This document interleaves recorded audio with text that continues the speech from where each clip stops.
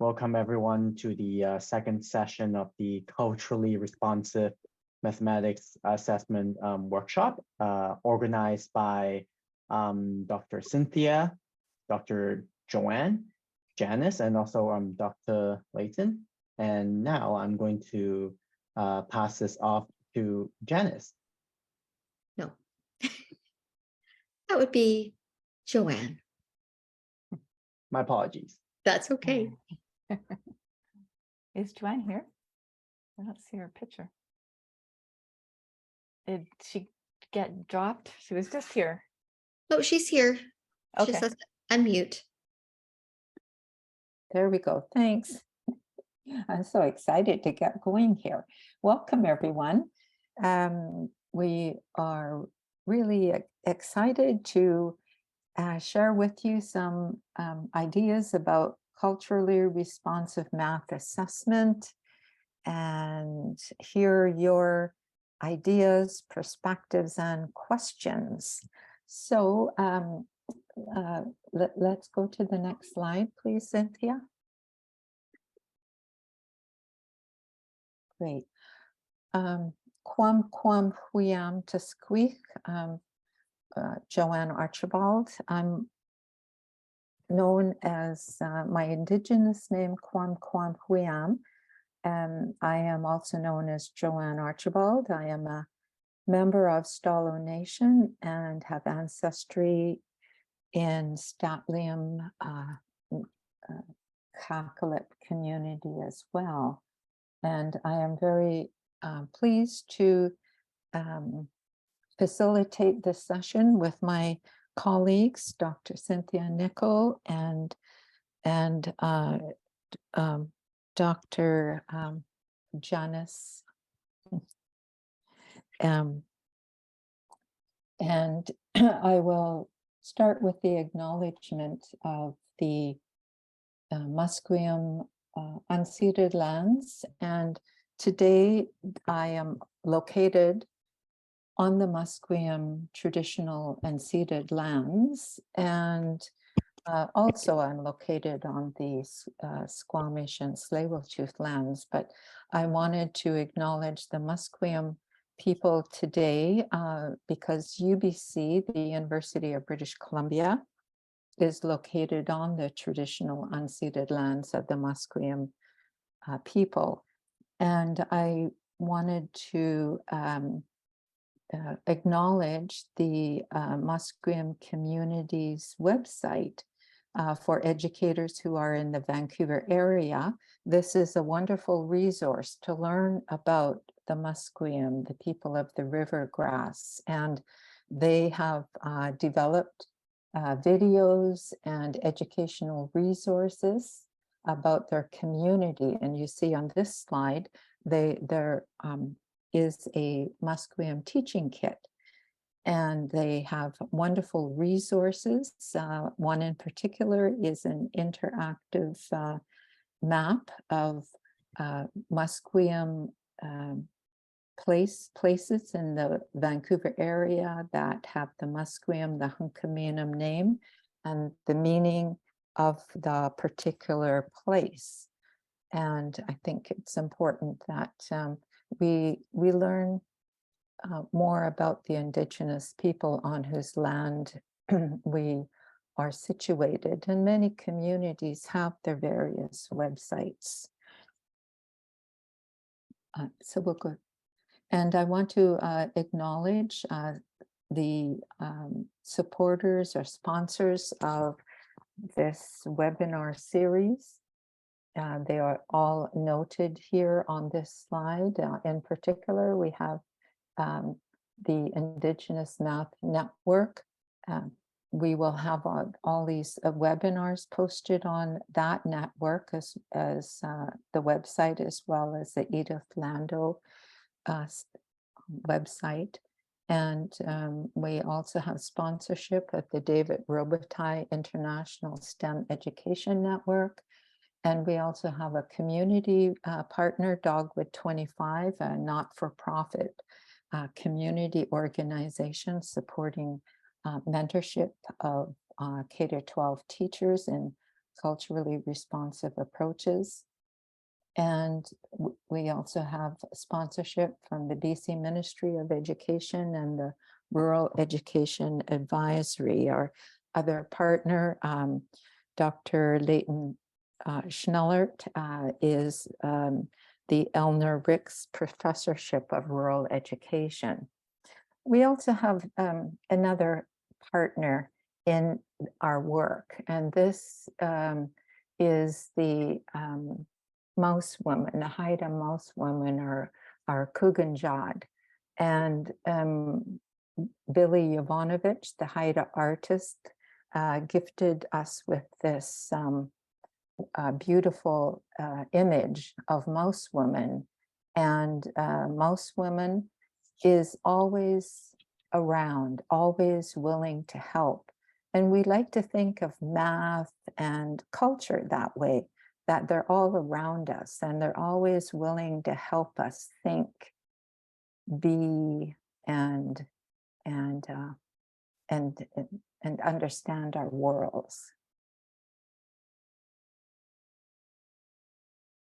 We are excited to develop this particular webinar series about culturally responsive math assessment. And this is our second one, as you can see on the slide. Our first one, November 2nd, which I'll go into a short summary, and then we have one more in February there. But when we had our session in November, and for those who were not present, you have an opportunity to listen and look at the recording. The link is in the chat. And we used that session to introduce a number of topics. We certainly talked about the context and landscape of math assessment in British Columbia, where numeracy is one of the two pillars of the redesigned curriculum. And we also have the landscape of indigeneity, where Indigenous perspectives are now a part of the K-12 curriculum throughout the grades, throughout the subject areas. And along with Indigenous perspectives and worldviews, we also have the First Peoples Principles of Learning, which have been guiding the development of teaching for a number of years now.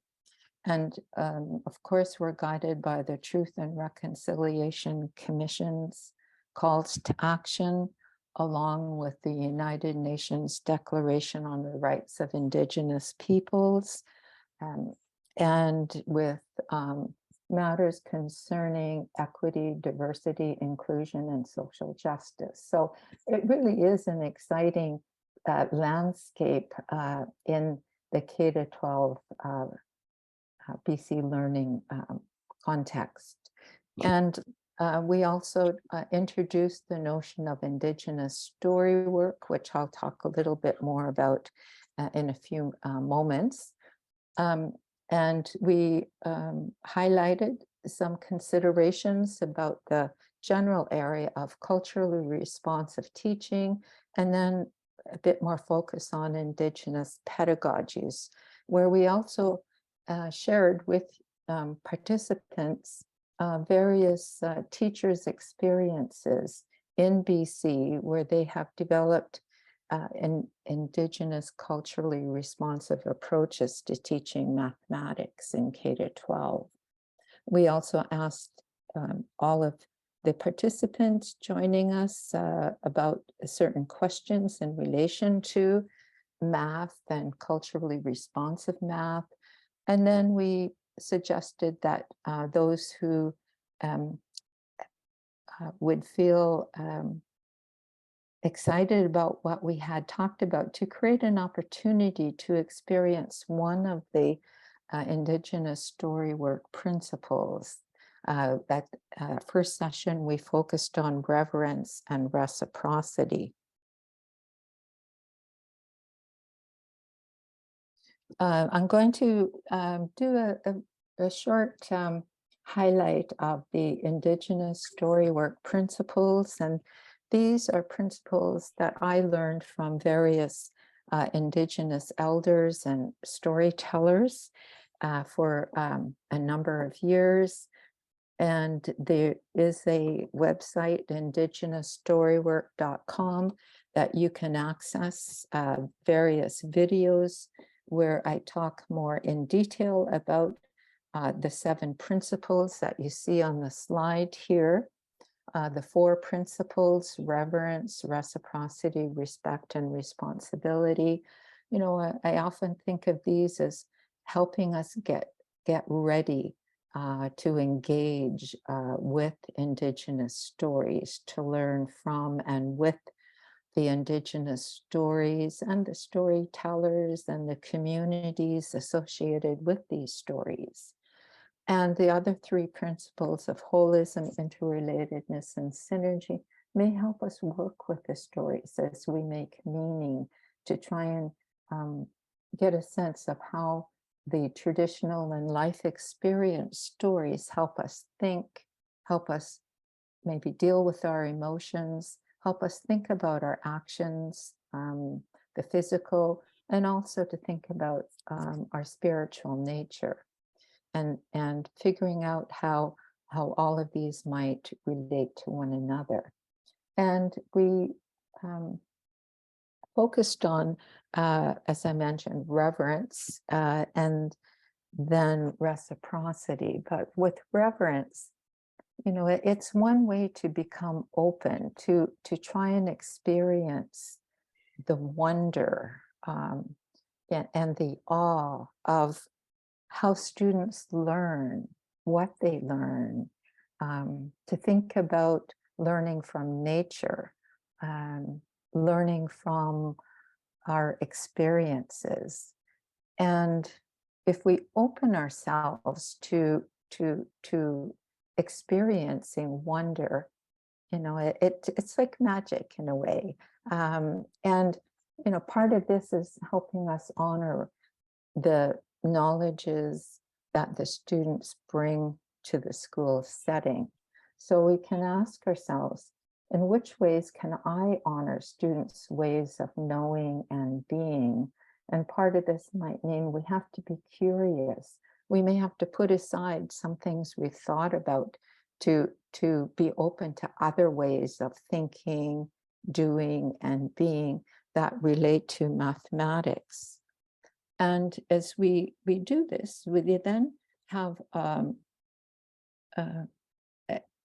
well, it is a responsibility, but it's a way that we can then share our learning with others so that it can deepen or it can extend what we are learning or what we have learned.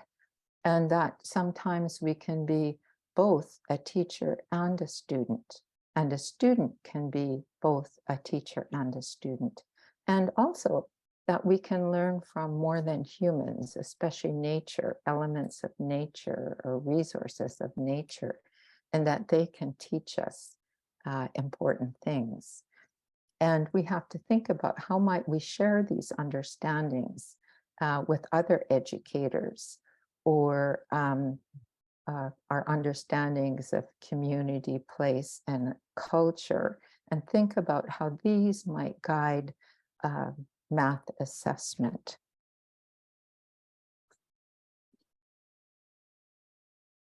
Next slide, please. Thanks, Joanne.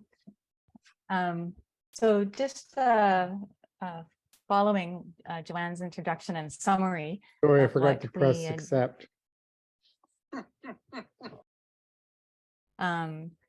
for just a summary of our session, our first session, we discussed a little bit around culturally responsive math teaching being responsive.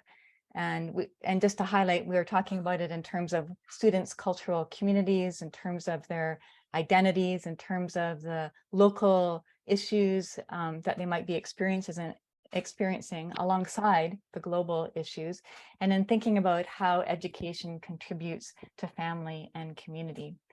And then we also talked a little bit about how, the nature of Indigenous pedagogies and perspectives and practices, and what tends to be emphasized in these practices in terms of interrelatedness and relationality and being a dynamic ecosystem. We're thinking about the human and the other than human as kin and relationship in that way. The idea of intergenerational learning, that learning extends beyond just ourselves and goes intergenerationally. Thinking about collaboration and collective learning, students' gifts and strengths that they bring, the importance of land and language, and also stories. And Joanne mentioned much of that in our summary of our session 1, and in terms of thinking about reciprocity and reverence, Storywork principles.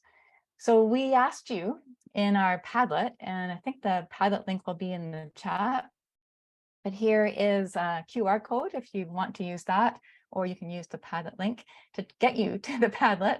But we had asked you from our November session to this session, for those of you who are able, and don't worry if you weren't able, is to think about a story or an action or something that you're trying out that might have us sort of think more about these principles of reverence and reciprocity.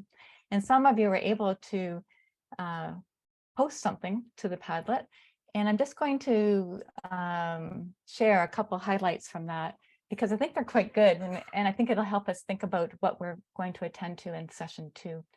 But in terms of reverence is a difficult, a challenging principle for me, but I think it's very nicely captured in a couple of the posts, where one post says that reverence is demonstrating excitement, and that when students have had, especially when students have had a history of having their work go unnoticed or unacknowledged. And another post talks about thinking about reverence in terms of really noticing and appreciating how much the students already know.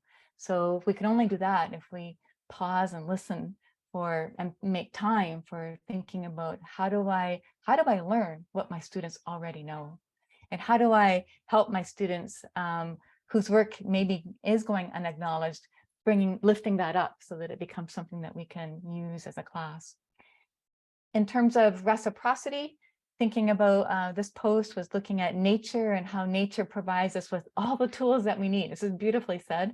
All the tools and materials that we need in order to learn and be together on the land.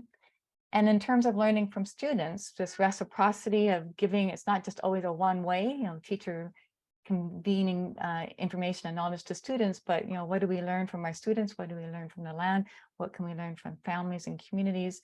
But in this post, a person was talking about students actually teaching the lessons, and that in doing so, the students learned that they could also be encouraged to share their work spontaneously. So it was by making room for students to share, others in the class took up that opportunity and that challenge as well.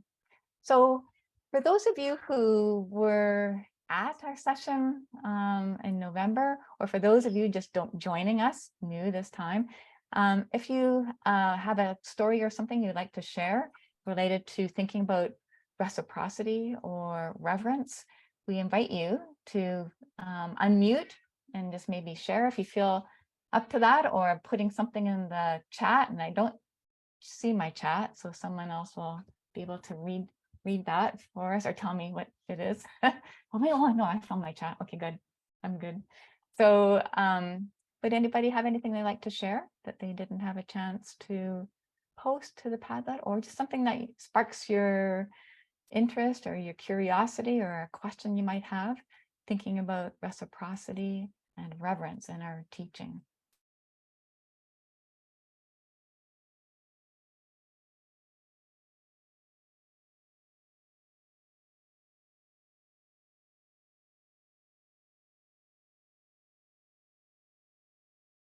Or if it's okay if you don't want to share now, you can also post to the Padlet a little bit later. Specifically in math asks, yeah, think about, if you can think of something outside math, that would be okay too. And then we could think together about what would that look like in math? Is it even possible to think about it in math? So yeah, do you have something, Macy? I'm putting you on the spot. Hi. Yeah, I was just thinking about some time outside with my students, and how I often find that a moment of reverence where I see them cooperating and taking leadership and organizing each other and we did a lot of work on kind of like this idea of almost like sportsmanship and being honorable with each other in a sporting context. And now I'm thinking about how to integrate it further into like the math classroom. That's But interesting. Yeah, go ahead. yeah, no, that, and I just really enjoy those moments where I can take a step back and I see that they're working together well and being teachers and learners for each other. Beautifully said. I love that, being teachers and learners for each other, so that they can see that a teacher is more than just us sitting in the front of the classroom, that we can see land as a teacher, which is what the focus of this session will be shortly. Yeah, thank you, Macy, for sharing that. Does anybody else have anything they'd like to share, to add to that?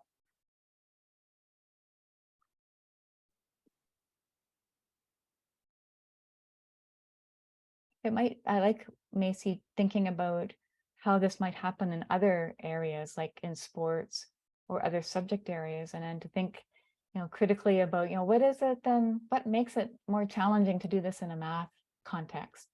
Why am I finding it different in this context versus that context? So that might be an interesting question you might have for yourself that you could experiment with between now and when we meet again in February.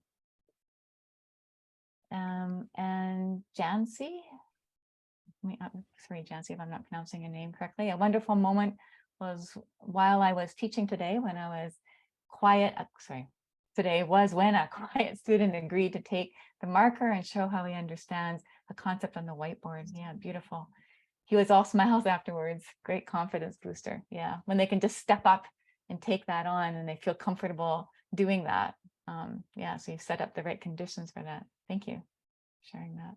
And Cynthia, someone shared a video in the Padlet under reverence just recently. I don't know if it was today or just in the last couple of days, but a short video of a student explaining their strategy for multiplying fractions. And, to be able to step back and say, wow, that's pretty amazing, because it maybe hasn't been a way that you've thought about it before, or that another student has never shared that particular strategy. So, creating those opportunities to be amazed and in awe of our students is part of that reverence piece. Yeah, thank you, Janice. Yeah, it's really easy to say, oh, your way is way different from mine. Do it my way, because I understand my way. So it's really easy to step in that sense. And if we are open up to our students and what they can share with us, we can be learners as well. Okay, so there's more opportunities for sharing in that Padlet. So please take that opportunity to share it to the community of culturally assessment math people that we're developing here. So I'm just going to take a few minutes to then kind of help us think about how we can look to land or earth or place as teacher, in terms of thinking about asking questions around how can our assessment practices nurture trusting relationships, or how can we value collaboration as well as individual success, and how can we contribute to family and community thriving, as well as create conditions for life continuing. And I think looking to land will help us think more about these questions. And some of these questions kind of come from our thinking about learning from land. And a good place to start with some of this is with Dr. Suzanne Simard of UBC, and she's in the Faculty of Forestry. And you might be aware of some of her work, which has received kind of increased attention lately, especially in a series called Ted Lasso, where her work is actually referenced.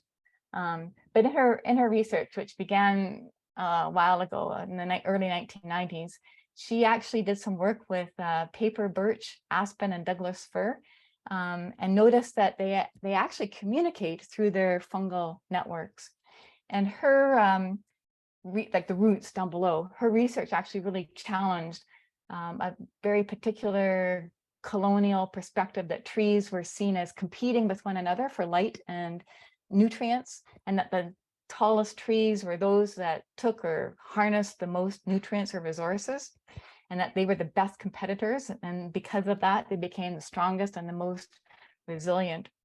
But with her work, with Dr. Samar's work, she found that trees like birch and aspen and Douglas communicated through these networks, and that they even shared resources, and that they seemed to even sense their own kin. They could determine whether or not there was a seedling nearby that was like themselves, and provide extra boosts or blasts of nutrients to their own little seedlings. And they would do that through the fungal network when it was needed. So they were doing anything else but competing. They're actually very much collaborating.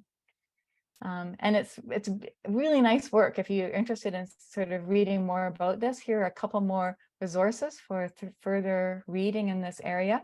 The book here on the left, Can You Hear the Trees Talking, is actually for young adults, young students. So you might find something in there that you can share with your students.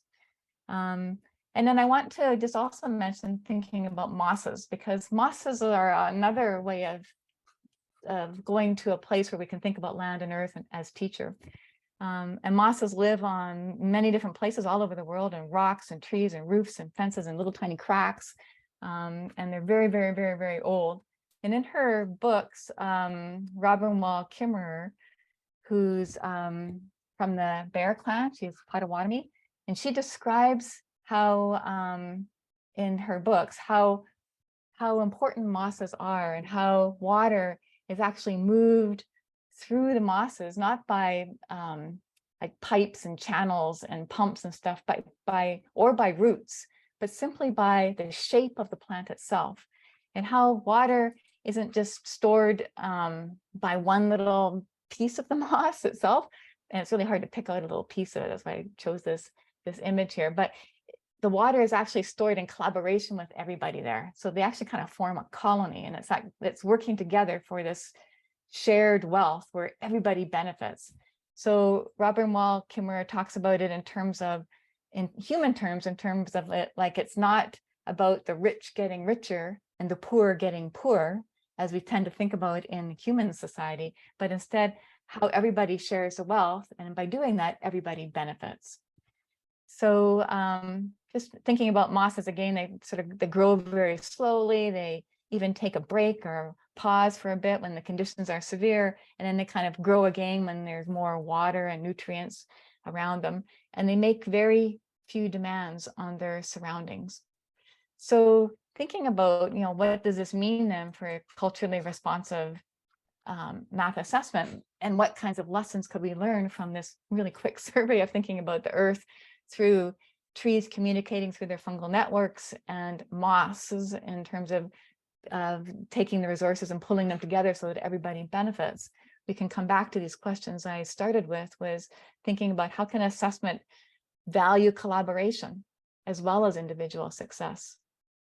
How can our assessment practices contribute to family and community thriving? So it isn't about some people getting more and others getting less, and that divide being increasing. How can our assessment nurture trusting relationships, which is quite different from how many of our assessment practices, which tend to rank and sort and mark and scar students for long periods of time? How can we instead nurture trusting relationships? And then also, how can we create life-friendly conditions, conditions that benefit everybody, so everybody can grow? So some ways of thinking about how the land can teach us other ways to be as a teacher in our classrooms, especially thinking about math assessment. So let's think about this now in terms of the next two principles of Indigenous Storywork. And Joanne will now take us through respect and responsibility. Joanne.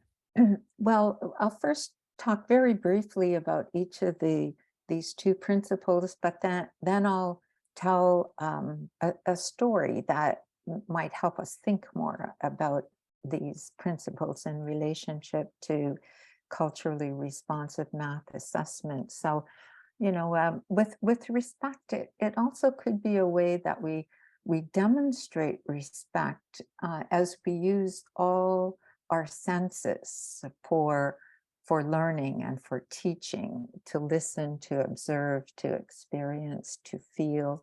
And along with that, often requires patience, you know, to be able to observe for a while, or to really listen to what someone is saying, and to think about the experiences and what can we draw from our experiential learning activities. And there are some questions that might help us think more about understanding and practicing respect, especially if we think about expanding and using all of our senses, or getting our whole selves involved, and thinking of how we respond to students thinking in that way. Next one, please.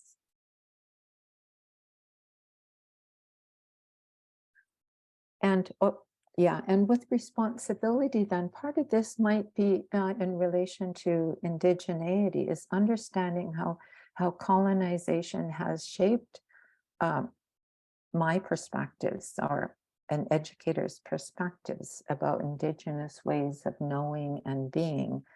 And in order to really critically understand how colonization has shaped all of us, you know, we could develop learning relationships with Indigenous educators, or the family members or community members of Indigenous students. So that way we can get to know the students more, get to know what has shaped, you know, their perspectives, or how they feel about learning, how they feel about school, how they feel about math.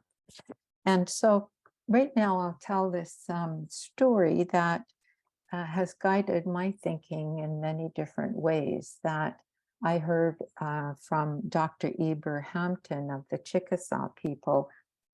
And Dr. Hampton, you know, has been an educator in the US and in Canada for many years. And one time he told this story, and I was able to get his permission to retell the story and to shape the trickster to one that I'm familiar with. And so I used the trickster character of Coyote, or Old Man Coyote in particular. And this is a story about Old Man Coyote searching for the bone needle. So just relax and kind of have a bit of fun thinking and imagining this story. One day, Old Man Coyote decided that it was time for him to go out hunting, and his food supplies were getting low. So he grabbed his bag with all his tools in it, and off he went. And we could think maybe he was going in those beautiful forests that Cynthia showed us those slides of, and you know, experiencing the awe and wonder of those marvelous trees and the moss.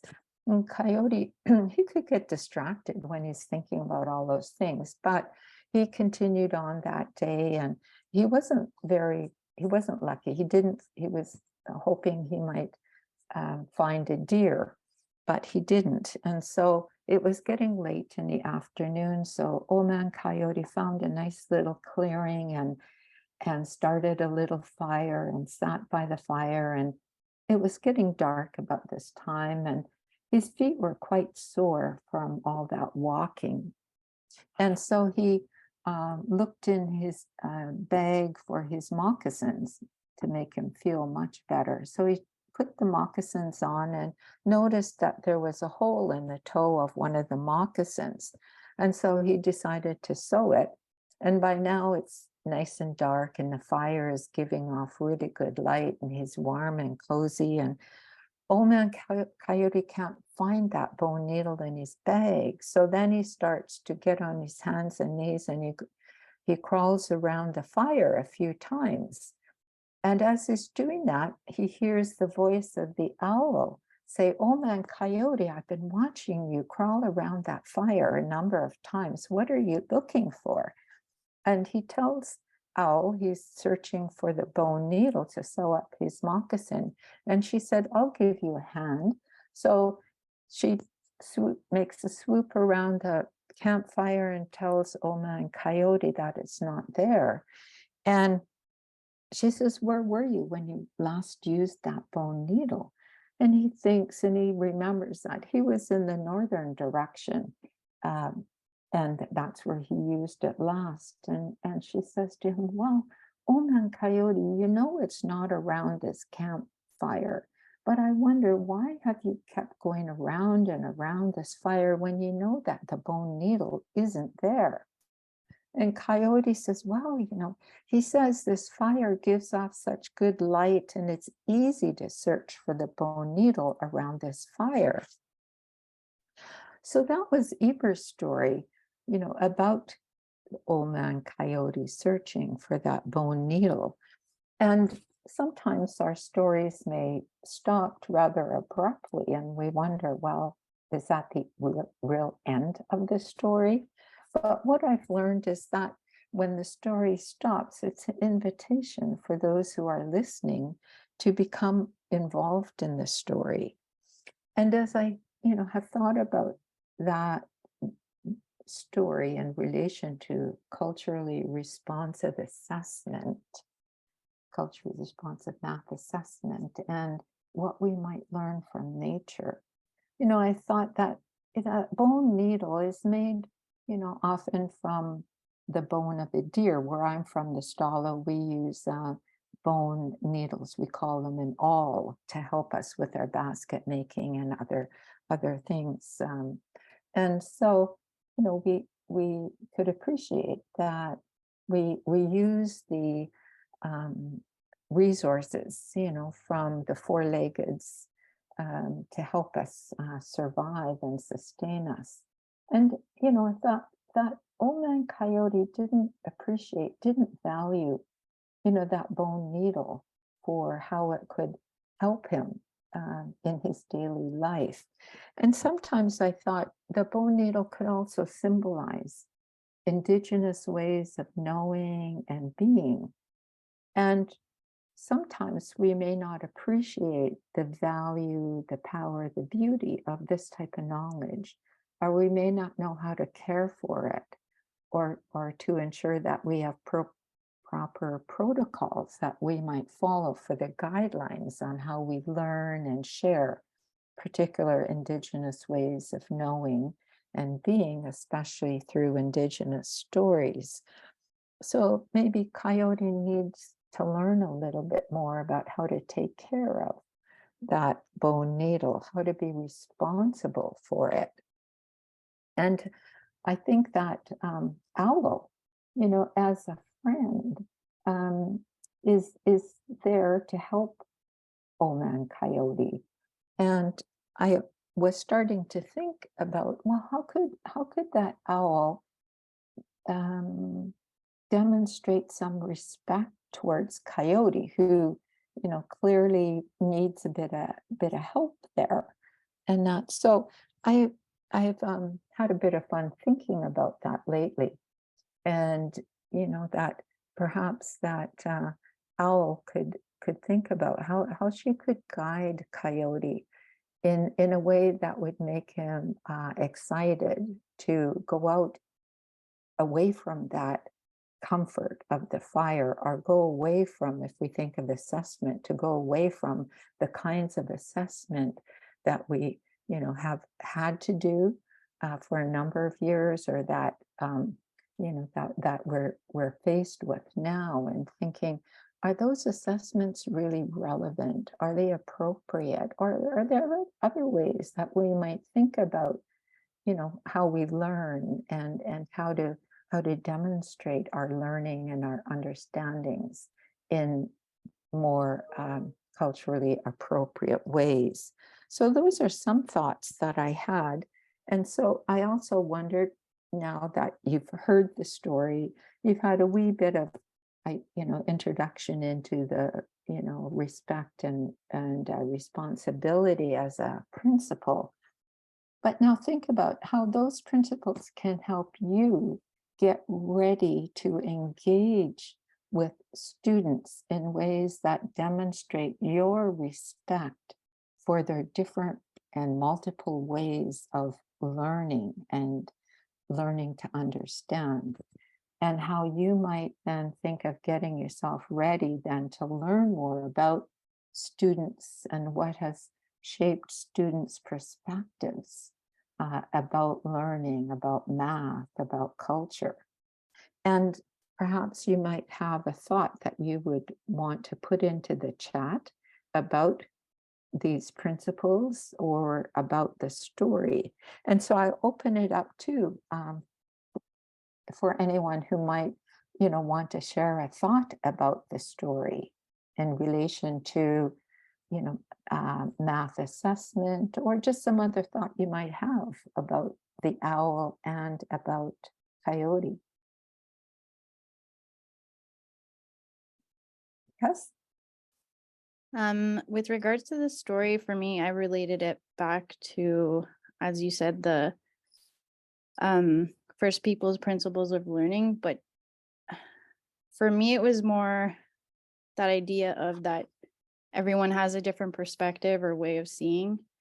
And then for, when Old Man Coyote was like looking for it, that was for the bone needle, that was his way of seeing, where the owl had a different perspective because it could fly around and from above, so it saw something else.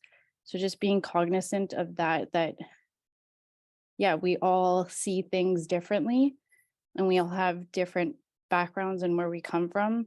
So my perspectives will vary. So mine will not be the same as someone else, or my understanding of something may not be the same as someone else's. And as educators, just considering that, especially in math. Yeah. Great. Yes, thank you. And could you tell us your name? Sorry, it's Tatiana. Oh, Tatiana, thanks very much. Yes, so we can learn to respect our gifts that we have for learning. Old Man Coyote was probably really good at, looking at something that's very close to him in that way. And then, as you say, with the owl, have a different perspective. But together, they might want to then kind of pool their strengths of what's close and seeing what's a little further away. Mm-hmm. Joanne, there's a couple of comments in the chat. Yes, thanks. I see Sandra. Do you want to say a little bit more, Sandra? Sure. Yeah, when you were telling the story, Joanne, and with Coyote looking for, staying close to where he was to look for the owl, and just sort of repeatedly looking there and trying the same method to find this, even though it was elsewhere. Just thinking, like, when we rely on the same assessment methods over and over again, we might not be uncovering what the students know and understand. And then that responsibility to look elsewhere and try different methods is like when Coyote needs to go a little further afield to just find the needle again. Yeah, great. Thank you. And we have some other comments others could look at too, from Andy and also from Monica and Janice. So thank you for adding some other perspectives, and please keep adding your ideas into the chat. And I think we will need to move along now to Janice Novakowski. Thank you. So I'm going to tell a story, not the same as Joanne's, not the same type of story, but quite a personal story about my youngest son.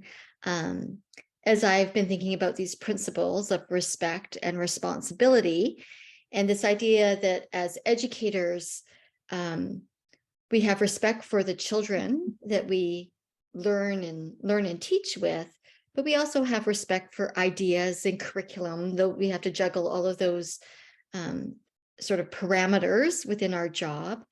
And then also that really important relationship that I think, is those culturally responsive principles about connecting to family and culture and community, and not neglecting those, that valuing and making sure that those are an important part of our role. And then that idea that we do have responsibilities, and I think it was Andy that mentioned that in the chat, we can do assessments, whether they're formal or informal, but we have a responsibility to use them in a respectful, responsible way. And that's not for data purposes, for our own purposes. It's to support student understanding and growth, and thinking about the roles that educators and family members and administrators and students all play in that learning relationship is what I've been thinking about, and sort of is embedded in the story that I'm going to share. I just want to preface this. My youngest son is now 23. And the story is from when he was in grade 5. And I checked with him yesterday to make sure that it continues to be okay for me to share this story, especially since this webinar is being recorded. He said, yes, please, if teachers and students can learn from this story, he would like it out in the world. So my youngest son brought many strengths and gifts to school, but struggled in many ways with writing and getting his ideas down on paper. And as many of us know, that is often how children are assessed in our K-12 system, is things only count if they're written down on paper. And that was always really hard for him. And in grade 5, he was formally diagnosed with a learning disability. But his teachers all along the way had recognized that he had these other strengths. And then how can we use what we know about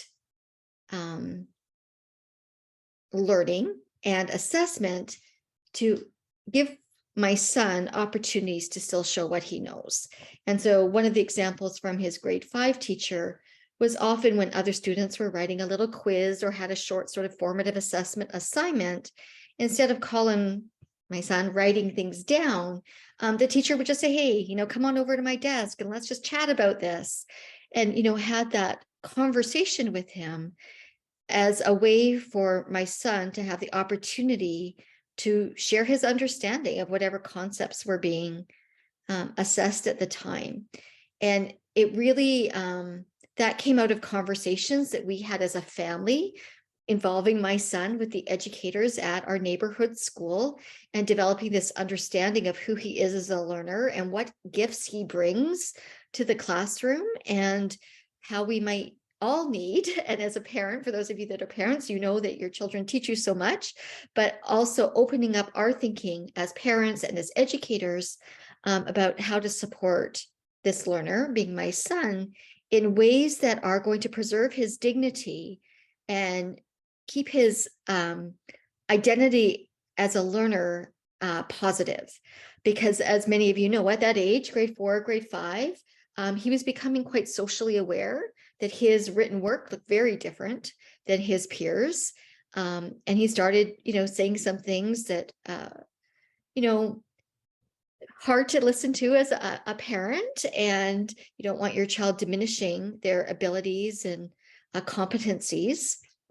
And so finding ways to honor those things, and, to, again, like Joanne has said, to ready ourselves for those different learners that might come across our paths in our classrooms, as an aunt or an uncle, and create those possibilities and opportunities for them to show what they know and can do in different ways. And my son, we were fortunate to work in collaboration with respect with his educators throughout his elementary and high school years.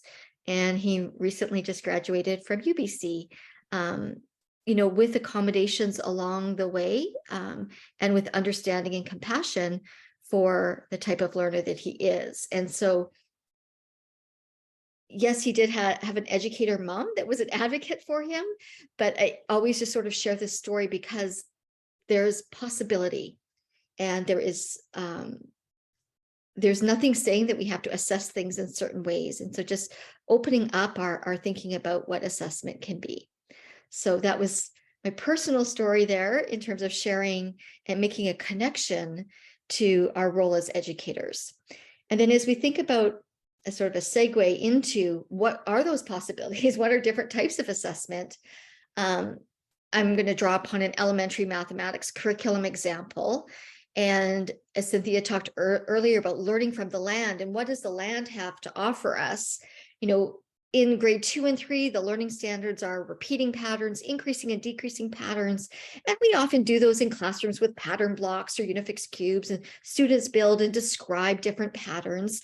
And that's one way to introduce that idea of patterns. But when we also look at some of the competencies in our math curriculum, and for those of you that are not from BC, I've added them here to the slide. We also have these other learning standards that include connecting mathematical ideas to each other and to other areas, incorporate first people worldviews and perspectives to make connections to mathematical concepts. So, one of the things I often do with students is take them outside on math walks or a pattern walk, and ask them to think about what math to self, and math to world connections you can make. What patterns are you noticing on the land, in the waters, in the skies around us? What can we learn from the land about patterns and about seasons and cycles and those types of things where you can sort of generalize a pattern or a cycle of some sort? There's a lot of Indigenous knowledge built in local plant species and how they're identified, stories that go along with them, like the little mice story and the fir cones and the little, the hind legs and the tail sticking out of the fir cones. So finding stories and Indigenous knowledge and uses of medicines as ways to connect to those patterns in different leaves and plant growth is one way to connect to the land. And then another way is using, and someone mentioned this earlier in the chat, or I think in Cynthia's quote from the Padlet, is that the land provides us with these materials already to make and create and connect through mathematics to the land. And so here's some grade 2 and 3 students after a windstorm here locally, finding natural materials on the ground to make and create math with, and to think about repeating patterns and increasing patterns by creating and collaborating around a radiating pattern. And then as a teacher, how do you reflect on, well, how am I going to assess this? I'm not going to have anything written down. Well, I always have a phone or an iPad with me, and I took photos. Sometimes I have a clipboard and I might sketch things. I might note down what students are saying and doing, and that's my documentation. It might be through observation or a conversation I have with them.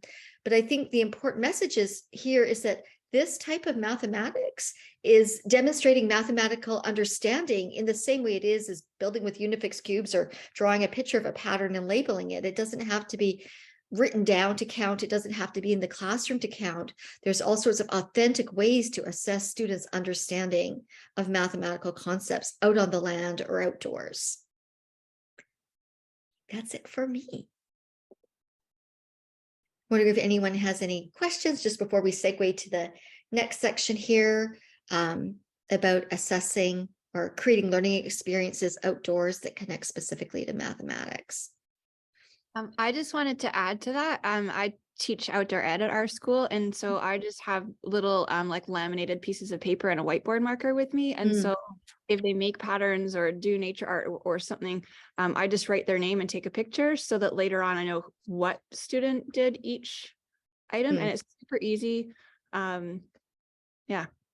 That's a lovely connection. I know some teachers, I have a studio wagon that I take outdoors, and some teachers have class names on rocks. So there's a little rock with everyone's name, with a paint pen or something, and they can do the same thing. They can take that rock and put it beside what they've created or made in terms of documenting student learning outdoors. And thank you for twigging my memory about that.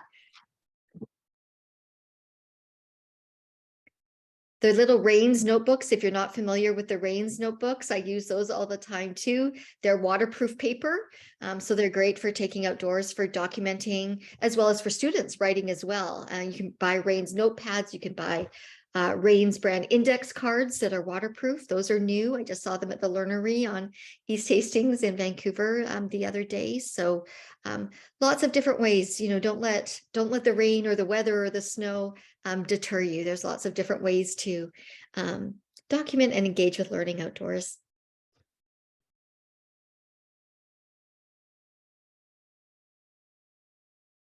There's a question in the chat. Can you provide examples of outdoor activities for higher grade levels? Wow, Olivia, you're reading our minds for the next part of this session. But before we go there, does anybody have any other questions or comments you would like to add in thinking about it at the elementary level?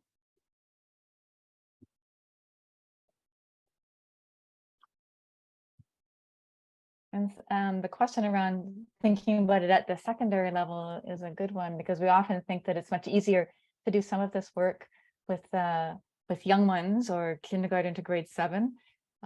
So we will be able to talk about an example at the secondary level as well. Oh, we have another.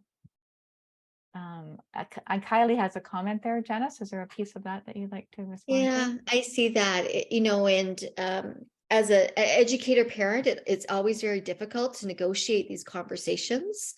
But I think we need to advocate for our children and know that the impact that will have on other people's children as well and other learners. And, you know, sometimes it needs to be a broader conversation beyond just the classroom teacher. If you feel that you're not making any sort of headway with that to support your child, you know, you can invite in other learning resource teacher or an administrator in, because there's nowhere in the curriculum that says that the learning has to be assessed in a certain way. So other than those, you know, significant assessments we have at a provincial level, a classroom assessment is meant to be varied, and our new reporting order is very clear about that, that we're looking at multiple forms of assessing student learning. Mm-hmm. So written is just one. Yeah. So oral conversation, having a chat with a student, being able to observe, taking those photos that others were mentioning there. And it doesn't all have to happen on the same day and time. You know, some students can be, you know, if they want to show you something one day that they, you know, that they're able to multiply 2-digit by 2-digit numbers, and you know, create some record of that. And then another student demonstrates that learning another day. You know, assessment doesn't just happen on certain days and at certain times. It's ongoing, and it's, you know, iterative, and, you know, there need to be multiple opportunities for students to show what they know over time. Mm-hmm. Mm-hmm. And one other good point before we move on to the next part here is thinking about more areas in schools where there's limited access to thinking about being outside. Would you like to respond to that one? Yeah, sure. I mean, I'm from Richmond, and I know that I'm just looking at who this is. I'm trying to see who. Oh, it's Heidi. You know, we have lots of urban areas in our district and schools that don't necessarily have, you know, forests or creeks in the back. You know, they may have some trees and a bit of grass, but, you know, there's the sky, and you always look up and look at, you know, seasonal patterns in terms of clouds and movement, and can look at weather. We can look at, like Cynthia said, the cracks in the concrete. Moss always finds a way to grow in different places. And I remember, you know, in a school in Vancouver, looking at moss and lichen in different places. And I think it's also, I think about a grade 6 class I worked with, and we did an angle walk, and we took angle finders outside, and we looked at angles, not just in natural, you know, natural things like trees, you know, and plants and leaves, but also in structures and human-made structures and signs. And, you know, they thought about where angles are in all the different places in the world around them. So it doesn't, you don't always have to have a forest or a beach. It's just sort of being outside in community, and connecting to your neighborhood. I think is really important too, that learning doesn't just happen between 11 and 12 o'clock during math block, that it can happen in lots of different places and in different ways. Great, thank you, Janice. Okay, let's move to thinking about some of these ideas in the context of a secondary school. Stephanie.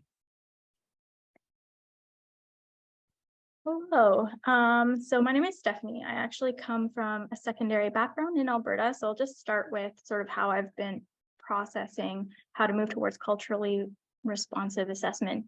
And so from the program of studies in Alberta, we have that students will be able to multiply fractions concretely, pictorially, and symbolically. And initially, my interpretation of this learning outcome was rather defined by the textbook we used and the resources that were given to me by previous teachers. And so this is sort of, these are the interpretations that were ingrained in me. And so pictorially would mean that you have a model. Symbolically would mean that you're working with the numbers and you're teaching the algorithm, and concretely perhaps you'd give some word problem that or activity that would engage students in trying to understand what multiplying fractions mean. And the trouble with these three, all three of them are quite abstract. They're independent of any lived experience context. They can all be done exclusively in a classroom, independent of any locale. They're independent of any student that's in your room. It'd be the same every year. And there's only one interpretation for each method. So this is what I thought it meant, and I was coming to understand that, you know, it's quite problematic. And so I thought to myself, could I interpret this learning outcome differently? And so in this next one, in order to make it the BC context, I found the, I don't want to say equivalent, but the corresponding standard in the BC standards. It says students are expected to know operations with fractions, and then in parentheses, addition, subtraction, multiplication, division, and order of operations. And they go on in the elaborations to include things like Cuisenaire rods, working with models, working with drumming. And so they elaborate on a few different activities or actions you could do that could be considered pictorial, concrete, and symbolic. And so I asked myself, what could this mean if I weren't to impose my own interpretation onto it? And for me, trying to come to that is, well, where do I see multiplication in the lived experience, either my own lived experience or the lived experience of students? What models could students create that give them understanding of the concept? Because that's the purpose of a mathematical model, is to make sense of a concept. And if that model has so many elements to it that need to be taught and understood before the model is helpful, then it's probably not a good model to use. So if students were to come up with their own models, that would be a great way to open it up and sort of defer to student knowledge. And then the next question, where did multiplication of fractions come from? What's the story there? Why did mathematicians engage in that? Like, why was it important that, or what was the inspiration or the initial curiosity that sparked that? The story behind where these abstract concepts came from and why they're important. And then where do we see multiplications of fractions in the world? So that goes back to what I had initially said. And these questions I use kind of as guiding questions because there's a lot of reverence involved. Like, we have to defer to students' understandings and sort of trust that we are not the source of expertise, that students come to us with multiple lived experiences, multiple contexts. Maybe they're talking about math models at home. Like, I know that's probably unusual, but perhaps, right? And imagine the multitude of different models or different understanding or methods for multiplying fractions that could come from, you know, a conversation around the dinner table. Again, I realize that's unusual, but if it came to the classroom, like, if we're opening it up to reinterpretation, we're opening up opportunities to see all of the different ways and of understanding and doing multiplication of fractions. And so for me, I know that this multiplication of fraction is a really difficult one. So I was like, oh, if I'm starting from the learning outcome, that's a bit tough.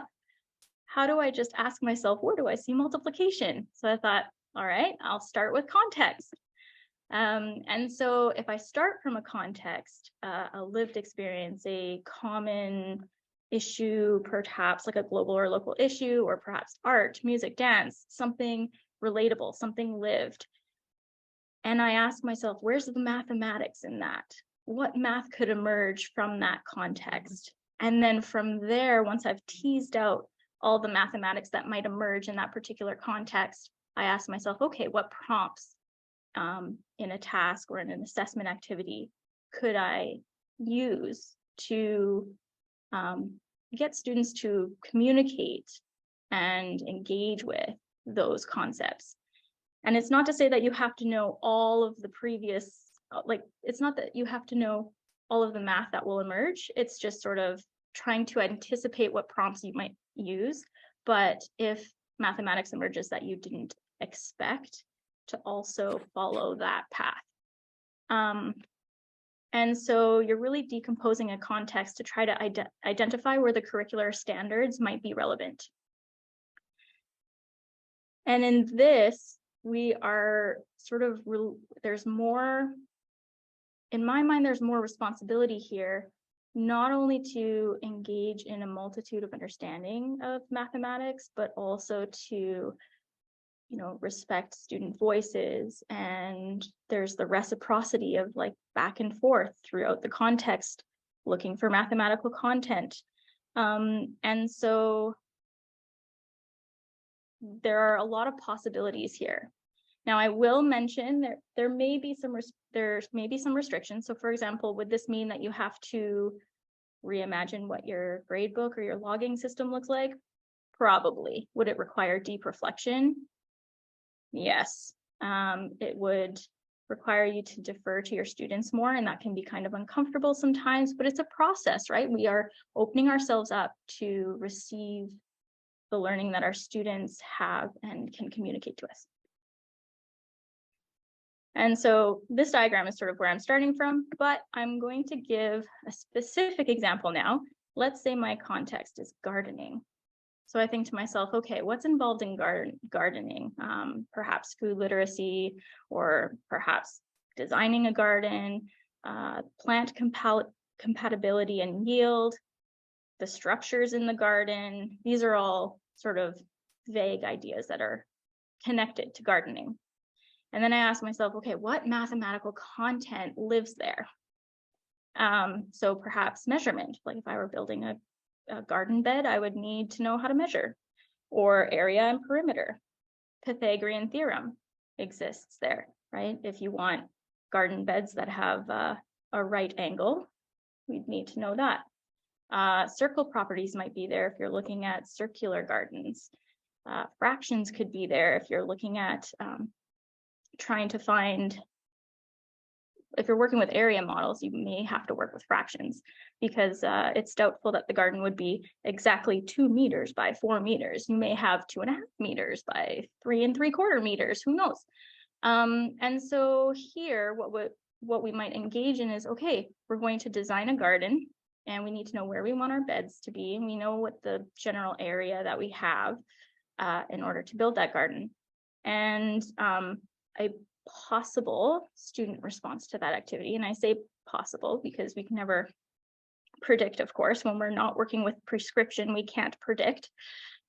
Students, let's say students wanted to have 3 garden beds. They've decided on this. They've decided that they want the rectangular garden beds, and they know the width of the garden, and they realized that they needed space to walk between them. Initially, they had put these beds side by side, and they're like, oh, there's nowhere to walk now.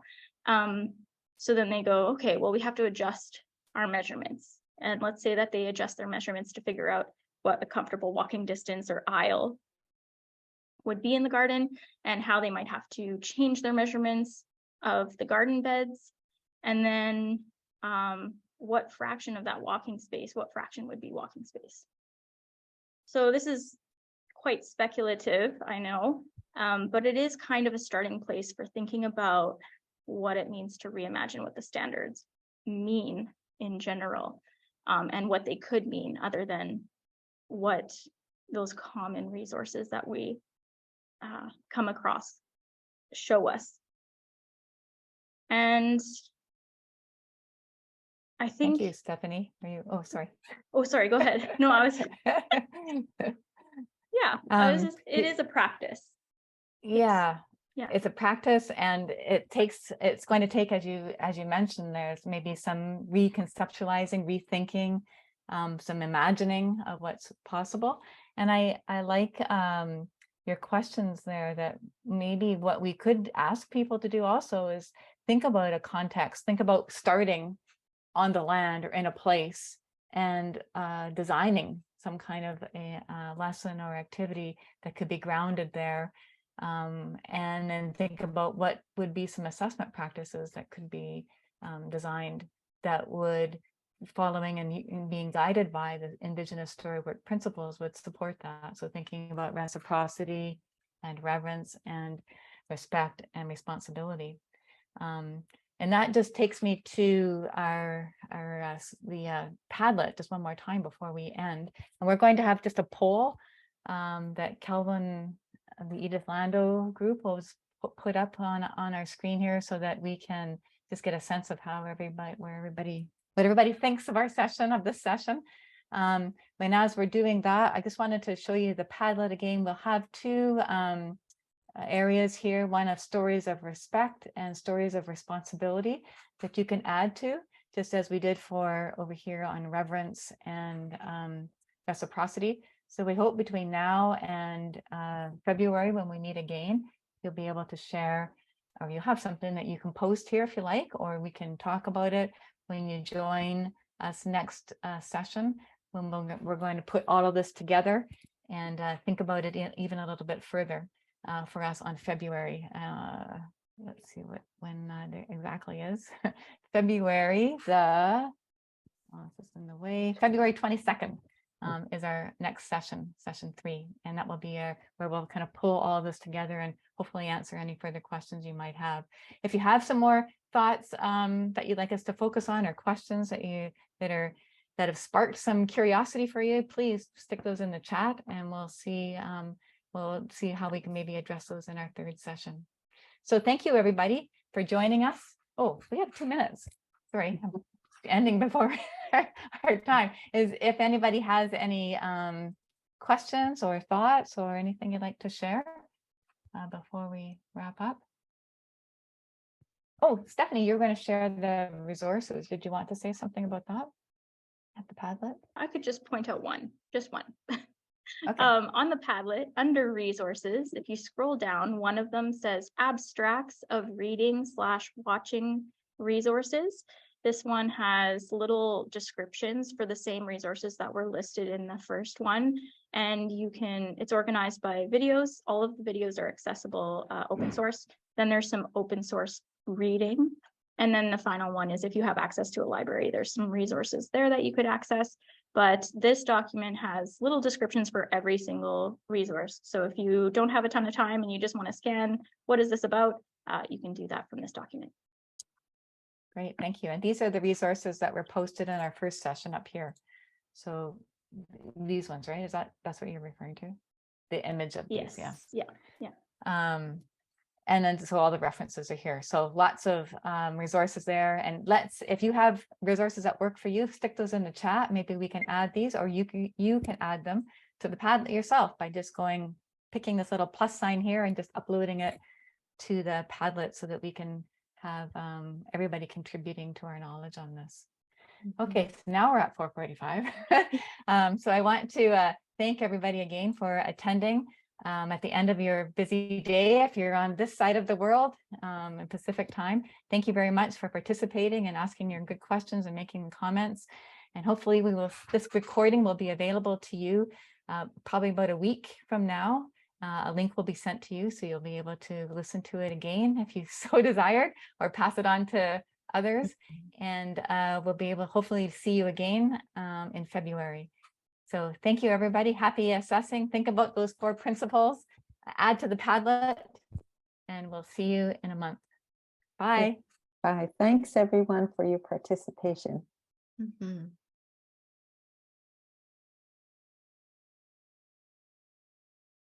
Thank you. So, bye. Thank you. You're welcome. Have a good